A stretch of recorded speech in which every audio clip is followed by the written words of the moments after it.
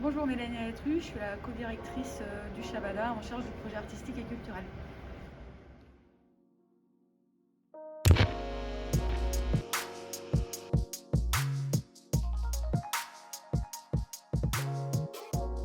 En quoi consiste ton métier? Je suis la co-directrice en charge du projet artistique et culturel. Du coup, mon travail à moi, c'est définir les grandes lignes en fait, du projet et le mettre en place. La coordination, l'organisation des activités du Shabada, du coup, et la manière dont on va les développer en fait, dans la durée. Voilà. Développer des relations, développer des projets, penser la mise en œuvre, voir avec l'équipe après derrière comment ça peut se mettre en place, voir avec les partenaires évidemment comment ça se met en place, travailler cette collaboration en fait, au fur et à mesure. Un travail de représentation. Au final, je vais être souvent là pour représenter en fait, le Shabada. Qu'est-ce qui t'anime dans ton métier? De voir les gens heureux.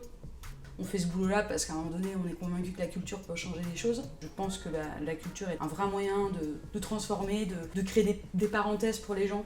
Est-ce que c'était ta vocation ou t'es un peu tombé dessus par hasard? C'est un hasard sans en être un. Un des masters auxquels j'avais postulé était d'un champ culturel. Donc je peux pas dire en fait que c'est pas quelque chose que j'avais pensé à un moment donné dans mes études. Que conseillerais-tu à un jeune qui veut faire ce métier? De se faire plaisir, c'est l'essentiel en fait. De toute façon, c'est la base pour n'importe quel travail, c'est avant tout de se faire plaisir, parce que de toute façon, c'est quand même en fait entre 8 à 10 heures de travail par jour, donc autant dire qu'on s'en mieux pas s'emmerder. Le défaut qui n'est pas compatible avec ton métier? Être associable, très clairement. On parle beaucoup, hein, vous voyez. Effectivement. Être associable et borné, parce qu'il faut avoir des convictions, mais pas être borné. Il faut savoir être à l'écoute, quoi. La roulette russe. Ah, ça. Des conseils pour relancer la roue et puis. T'es truqué ton truc, je parie que t'as déjà choisi la question. Bobine? Bibine.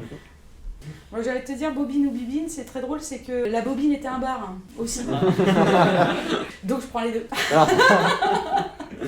En fait, le modèle économique du lieu, la bobine, c'est un lieu culturel en effet qui est autofinancé à 90%.